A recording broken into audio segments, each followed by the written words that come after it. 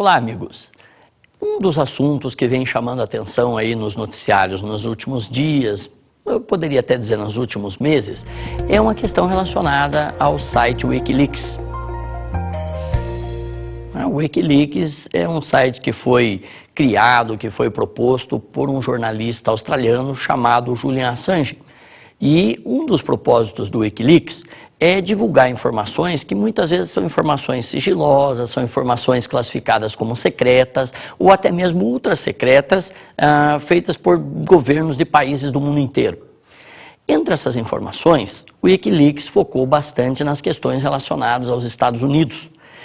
Calcula-se que aproximadamente 250 mil mensagens oficiais tenham sido divulgadas pelo Wikileaks, que vai pegar essas mensagens, vai pegar documentos oficiais e vai transformar esses documentos numa forma de leitura que seja acessível ao grande público, porque afinal de contas muitas delas são quase que codificadas. Então esses membros jornalistas do Wikileaks vão fazer com que o público entenda o que é que um país está escrevendo para o outro país, o que é que um governo está tentando passar para o outro governo. Bom, a questão é que isso daí acabou batendo nas maiores potências do mundo e incomodou principalmente o sistema de segurança dos Estados Unidos da América. Com isso daí, começou a haver uma perseguição em cima do Julian Assange, o criador do Wikileaks. E essa perseguição acabou levando à sua prisão. Hoje, o Julian Assange, ele está preso, por enquanto está dentro da Embaixada do Equador no Reino Unido, e já vamos falar o porquê disso daí, mas a sua prisão ela tem a ver com um fato que teria ocorrido lá na Suécia. O Julian Assange supostamente teria estuprado duas moças na Suécia e por isso ele acabou sendo intimado a depor sobre esses estupros aí. O Assange conseguiu um passe livre, saiu da Suécia, foi para o Reino Unido, foi aceita a sua presença no Reino Unido e de repente uma pressão muito forte acabou levando à prisão do Assange. E o Assange deveria ter sido deportado para a Suécia. Mas o grande problema é que os advogados do Assange chegaram à conclusão que se ele fosse deportado para a Suécia, ele seria imediatamente deportado para os Estados Unidos. Afinal de contas, a Suécia tem contrato de extradição com os Estados Unidos. E isso daí levaria o Assange para aquele país que, tudo indica, julgaria o Julian Assange de uma forma meio que à revelia e provavelmente levaria ele à prisão perpétua ou até mesmo à pena de morte por ter divulgado documentos secretos do governo americano. Com isso daí, começou uma grande batalha jurídica, uma grande batalha diplomática e essa batalha acabou levando o Assange lá para a Embaixada do Equador dentro do Reino Unido, quando ele foi ameaçado de prisão pelo governo do Reino Unido, que foi, obviamente, pressionado pelos Estados Unidos. E agora, nesse meio tempo aí, o Assange acabou pedindo o asilo político oficial para o Equador e o presidente do Equador, o Rafael Correa, prometeu que estudariam tranquilamente, estudariam calmamente o pedido de asilo e que logo após a passagem das Olimpíadas, ele daria uma resposta para os advogados do Assange, que tem na sua banca de advogados principais o ex-juiz espanhol, o Garzón, que foi um dos responsáveis pela prisão do ex-presidente do Chile, o general Augusto Pinochet. E nesse inteirinho aí, o governo do Reino Unido avisou que se por acaso o Julian Assange saísse da Embaixada do Equador, ele seria imediatamente preso. E ficou aquele negócio de tensão e tensão, até que saiu o resultado. Passadas as Olimpíadas, o governo do Equador aceitou oficialmente a presença do senhor Julian Assange como um exilado político dentro do seu país. Então, o Equador vai dar o asilo político para o Assange. Entretanto, fica aquela ameaça do governo do Reino Unido, de que ele não pode sair da embaixada. Se ele pisar com o pé para fora da embaixada, ele será imediatamente preso pela polícia do Reino Unido. Com isso daí, novamente nós vemos uma batalha judicial e agora o Garzón, ele promete chegar até as instâncias mais elevadas do direito internacional, que é o Tribunal Penal Internacional, para que seja resolvida a questão do Assange, para que venha algum apoio internacional e o Assange possa ir para o Equador, onde vai ter o seu asilo garantido. Mas e por que o Equador? Qual foi a razão? O que levou o Assange a escolher esse país aí? Na verdade, o Equador ele já tem uma grande tradição de aceitar os asilados políticos aí. Não é o primeiro e nem será o último. O presidente Rafael Correa tem, principalmente durante seu mandato aí, tem aceito vários pedidos de asilo político. Então, o que acontece, o que chama a atenção da opinião pública mundial, da mídia, é que o próprio presidente do Equador, muitas vezes ele comete atos contra a liberdade de imprensa. Então, há quem diga que o Equador só aceitou o Assange para dar uma desculpa, dizendo que o Equador é um país livre, é um país democrático, que aceita a liberdade de imprensa. Parece que não é exatamente isso que pensam muitos responsáveis pela mídia internacional. De qualquer forma, nós estamos aguardando a situação para ver o que vai acontecer aí. Então, na sequência, assim que nós tenhamos mais alguma notícia, nós voltamos a falar sobre esse assunto para vocês aí.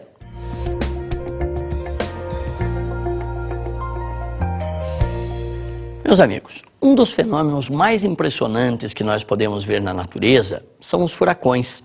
Furacões não passam de ventos de grande intensidade, de grande velocidade, que se deslocam principalmente a partir das regiões equatoriais, das regiões tropicais, e por onde vão passando, muitas vezes vão causando enormes destruições. Embora as imagens vistas na televisão, principalmente a partir dos satélites, sejam imagens bonitas de serem observadas, não deve ser muito bonito para quem está na região por onde eles passam. Afinal de contas, a destruição é imensa produzida por esses ventos aí. O que, afinal de contas, nós vimos nos últimos anos em relação a furacões importantes? Furacões como o Katrina, como o Irene, como o Ivan, como o Isaac. Esses furacões aí, eles trazem um prejuízo gigantesco na sua passagem. Entre as suas consequências mais importantes, nós podemos citar a destruição de casas, a destruição de escolas, uma destruição gigantesca por onde eles passam, que causam bilhões de dólares de prejuízos muitas vezes. No furacão Katrina, por exemplo, estima-se que o prejuízo foi da ordem de aproximadamente 81 bilhões de dólares. Foi um dos maiores e mais importantes furacões que nós vimos nos últimos anos. Entretanto, nós tivemos a passagem do furacão Isaac. Inicialmente acreditava-se que ele seria tão forte quanto o Katrina, mas para surpresa de muitos, o furacão perdeu a força e acabou se transformando numa tempestade tropical, principalmente a partir do momento que ele entrou no território dos Estados Unidos. Então, na sua passagem pelo Golfo do México, esse furacão perdeu a força, atingiu ventos que chegaram até 135 km por hora e depois caiu para cerca de 120 km por hora. Se ele cair um pouquinho mais a velocidade, então ele já passa a ser considerado apenas uma tempestade tropical, obviamente com prejuízos menores para a população. Mesmo assim, esse furacão também já causou alguns bilhões de dólares de prejuízo, porque acabou inundando muitas áreas, principalmente em Nova Orleans, mesmo local que foi atingido pelo furacão Katrina alguns anos atrás, embora o Katrina tenha trazido muito mais prejuízo aí. Mas acontece que nesse meio tempo muitas obras foram feitas na região para que se evitasse uma nova passagem de um novo furacão Katrina ou coisa parecida. Afinal de contas, como se forma um furacão? Os furacões estão relacionados às diferenças de insolação que acontecem no planeta. O Sol é responsável por mais de 99% de tudo que acontece em nosso planeta. E quando eles aquecem sensivelmente as águas do oceano na região próxima ao equador terrestre, causa uma diferença de pressão entre a parte que está sendo aquecida pela água e a parte da atmosfera logo acima. Então é justamente essa diferença de pressão que vai fazer com que o vento comece a ganhar velocidade. Aí um centro de alta pressão e um centro de baixa pressão, quando se aproximam muito um do outro, acabam fazendo com que o vento se transforme num vento extremamente veloz. Um furacão, ele se desloca a uma velocidade média de 10, 20 km por hora, mas essa é a velocidade de deslocamento. Na verdade, quando ele está fazendo o seu turbilhão, que ele está girando em torno de um centro de baixa pressão tropical, ele pode atingir velocidades acima de 350, 370 km por hora. E é aí que está o grande problema. O famoso olho do furacão é uma região de calmaria. Então, nessa região, os ventos são bastante fracos, mas em compensação, nas paredes laterais, a força do vento é muito grande. E é aí que vai ocasionar os verdadeiros prejuízos que nós temos aí. Nos últimos anos, nós temos visto uma quantidade enorme de furacões que tem sido atribuído à questão do aquecimento global. Para aqueles que acreditam na hipótese de que o aquecimento global gera uma intensidade, uma quantidade maior de furacões no planeta, furacões como Isaac ou Katrina são apenas consequências desse processo aí. Bom, e no Brasil? Nós temos furacões no Brasil, afinal de contas? Por que eles não acontecem com frequência aqui? Até hoje, nós tivemos um único furacão na história do Brasil. O furacão Catarina aconteceu no ano de 2004 e esse furacão ele atingiu justamente o estado de Santa Catarina e o estado do Rio Grande do Sul. Foram os dois estados mais atingidos pelo único furacão da nossa história. Por que não acontece com tanta frequência aqui no Brasil? Como as águas do litoral sul do Brasil são um pouco mais frias, elas dificultam um pouco a formação desse processo. Entretanto, o furacão Catarina atingiu, numa escala de 1 a 5, a categoria 3, um furacão violento que passou dos 150 km por hora. Isso, evidentemente, também ocasionou uma série de prejuízos entre os estados de Santa Catarina e Rio Grande do Sul. A princípio, não temos notícia da formação de outro furacão no Brasil e esperamos que isso nem aconteça. Mas, lá no Caribe, lá no Golfo do México, nós estaremos sempre vendo a passagem de grandes furacões. Uma região que é bastante sujeita a furacões, principalmente num período que vai aproximadamente do mês de maio, por aí, até por volta do mês de outubro, novembro, é o principal período da temporada dos furacões, que também podem ser chamados por outros nomes, como lá na Ásia, que eles costumam chamar de tufões. E até alguns nomes regionais, como na Austrália, que eles chamam de Willy Willy, ou até mesmo os ciclones, que são nomes genéricos para ventos de grande velocidade.